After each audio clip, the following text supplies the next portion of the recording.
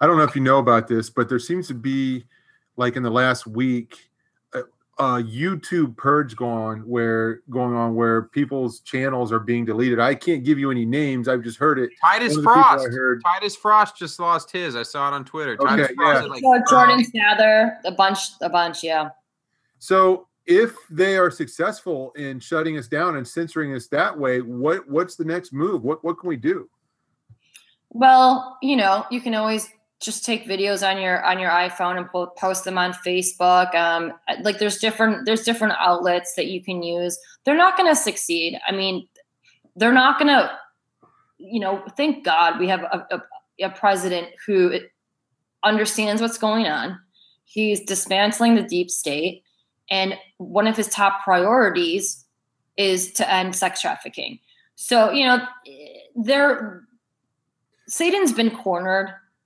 They're in a corner, and what does a rabid animal do when it's cornered? It just lashes out. They're gasping for their last breaths of air. They're so desperate. Like all of their narratives are falling apart. Like their Florida shooting, it's just such a blatant like false flag to the point where it's just ridiculous. And they're so desperate that they're just doing anything they can to try to win this battle because they're losing so bad and they know it. We will all be vindicated.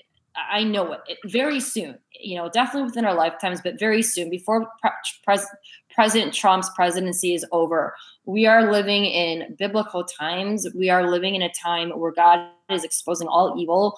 And, I've been calling John Podesta a pedophile for almost 2 years straight now. And people have called me crazy or thought I was crazy to make those kinds of accusations. But the evidence is so undeniable. I have no problem doing it. And you'll notice he hasn't threatened to sue me. And many people have called him a pedophile. No one's threatened. He hasn't threatened to sue anyone. I mean, Andrew Breitbart called him a pedophile years ago before they knocked him off. Yeah. We're going to see John Podesta and his brother arrested. I would guess that announcement, without a doubt, will be made before the end of this year.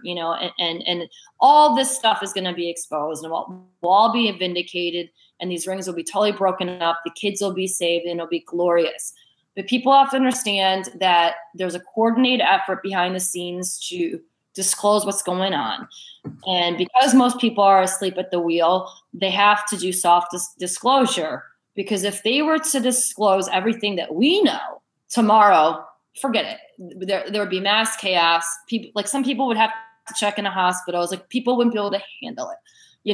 I mean, we've been researching this stuff forever, and I can barely handle it some days. They can't so imagine handle Hillary Clinton losing the election. They're still upset about that from 2 years ago. I mean, they were. You had grown men like walking into the middle of the street the day after the election, going "Wah!" and like crying at the sky. Like, my God, what are they going to do when they find out she's involved in the rape, trafficking, and torture of children?